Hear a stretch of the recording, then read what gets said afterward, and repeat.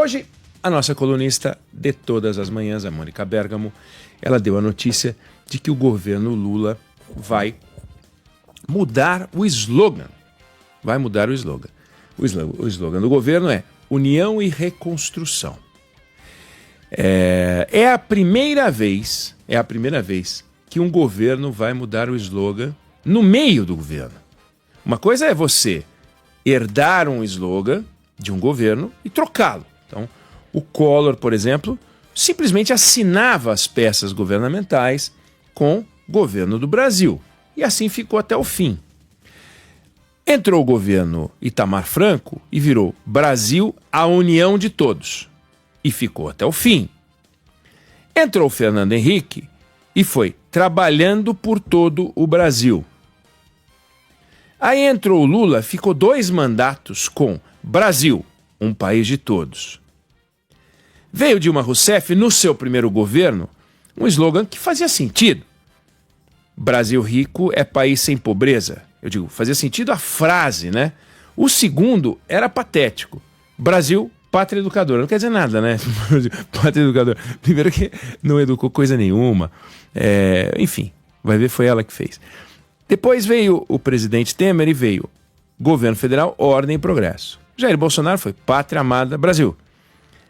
E o Lula colocou união e reconstrução. Agora, por que é interessante a gente discutir isso? Primeiro, é uma notícia. A Mônica Bergamo trouxe essa notícia e ela é uma notícia relevante, né?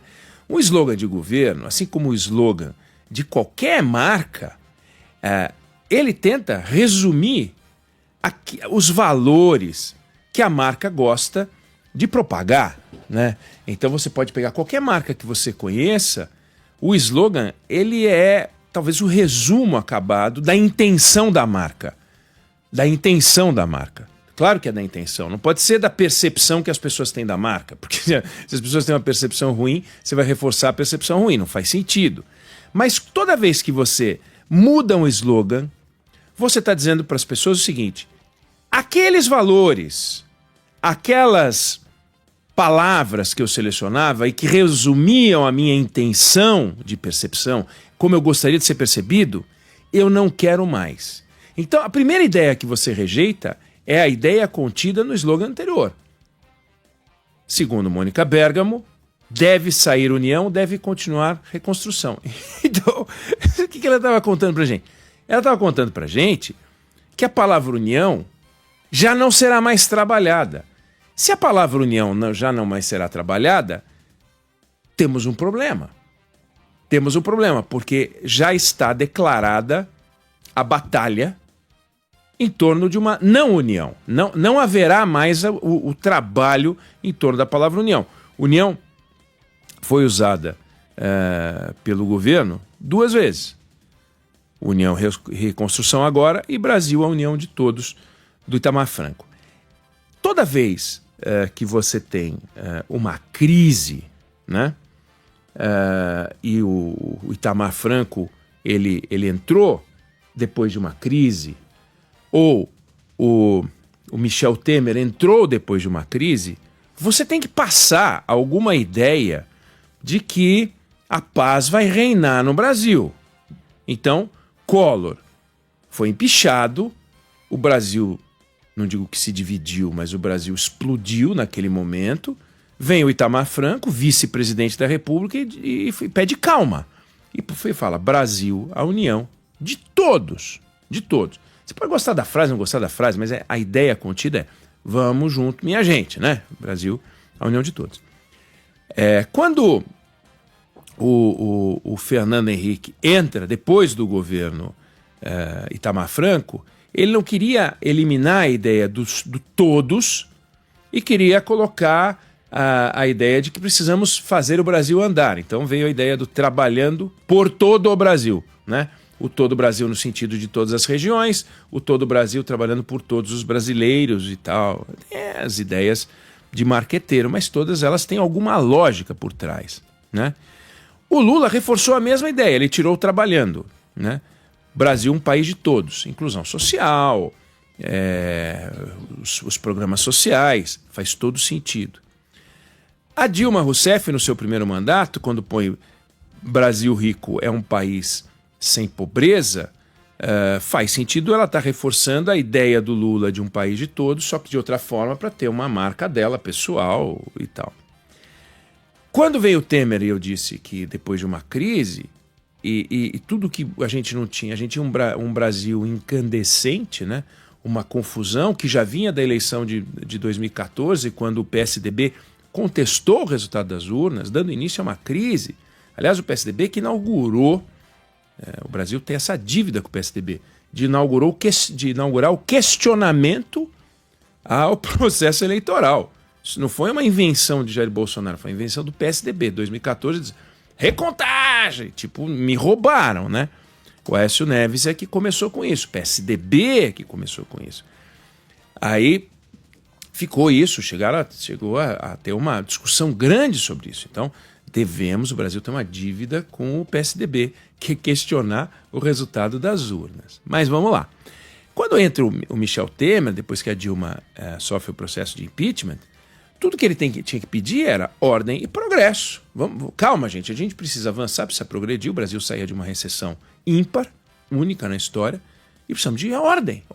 Não dá para ter essa desordem, e que foi, né? A desordem no governo Dilma, desordem absoluta. O Bolsonaro vem com a frase neutra, patriótica, pátria amada Brasil e tal.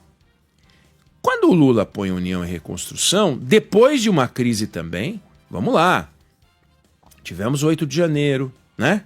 Os caras invadiram o Palácio do Planalto, Congresso Nacional, Supremo Tribunal Federal. Calma, né? União, calma. Segunda vez que usa a palavra união, calma. E talvez pudesse até ser união e calma, né? Mas união e reconstrução.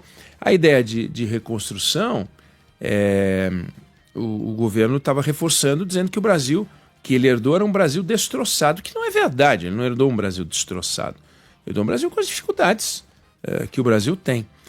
E aí, a hora que ele fala, então vamos trocar, ele está dando um recado de campanha. Eu acho que essa é a grande novidade, né? É isso que nunca aconteceu. Um governo que no meio do caminho troca e faz um slogan de campanha. O Obama fez Yes We Can, o Donald Trump fez Make America Great Again. Agora, o governo vai fazer o quê, né? Porque se você for pegar o slogan, como eu disse, traduz aquilo que você gostaria, que o governo gostaria que fosse a percepção de sua marca.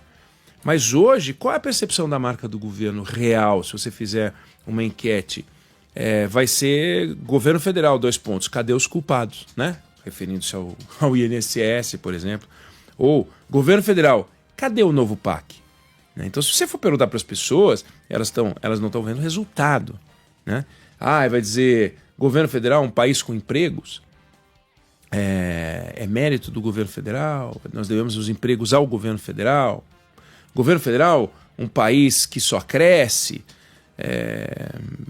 Eles estão falando isso desde o começo do governo. E as pessoas, aliás, as pesquisas mostram, não reconhecem nesse governo uma marca. Então, eles vão ter que trabalhar isso. Agora, é preciso que fique claro que a marca coroa um trabalho realizado. Não adianta mudar a marca e o trabalho realizado continuar essa mixórdia, né?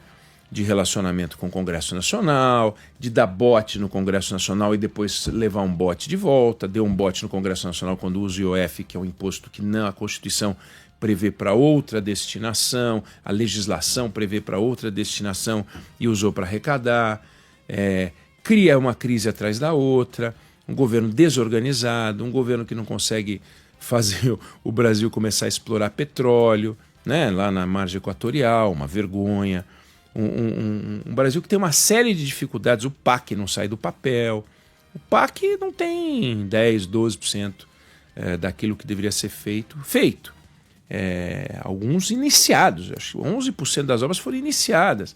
Quer dizer, é um fracasso como gestão, né? Então, não adianta mudar para União e Reconstrução, para qualquer outro nome, se isso não se traduzir em resultado. E o governo tem pouco tempo, porque a partir de abril do ano que vem, os candidatos que forem disputar com o presidente Lula terão que deixar seus mandatos. Aqueles que forem, né, de governo. Então, se o Tarcísio vai ser, se o Ratinho Júnior vai ser, se o Zema vai ser, se o Caiá... Enfim, eles vão ter que deixar os seus mandatos. Então, a gente já vai saber para onde eles vão, pelo menos o que pretendem. No mínimo, podem sair para o Senado, podem, como fez o governador do Rio Grande do Sul, o Eduardo Leite, sair candidato para daí depois volta e disputa a reeleição sem ser no cargo, pode ser também, mas a partir de abril a gente já começa a ter uma sinalização. Depois a gente vai ter a realização das convenções ali por julho, agosto. Então o governo tem um ano para começar a mostrar algum serviço. Continua a ser o Lula um candidato forte, né? Não há a menor dúvida disso. Ele é um candidato forte, mas tem mega desafios. É curioso que, mais uma vez, apontem o dedo para a tal da comunicação. Primeiro tiraram o Paulo Pimenta e colocaram o tal do Sidônio, que está lá tentando fazer o trabalho, mas a gente vê que os desafios não são da comunicação, os desafios são da gestão. Agora, mais uma vez, apontam para a comunicação, que é essa mudança de marca. Vamos aguardar para ver que marca e para saber se o governo vai trocar a ideia de união. O que vai acontecer? O Brasil vai à guerra? Nós contra eles, né? Vamos acompanhar. Eu não sei se você concorda ou discorda, mas essa é a opinião que eu tenho sobre o assunto. Olha,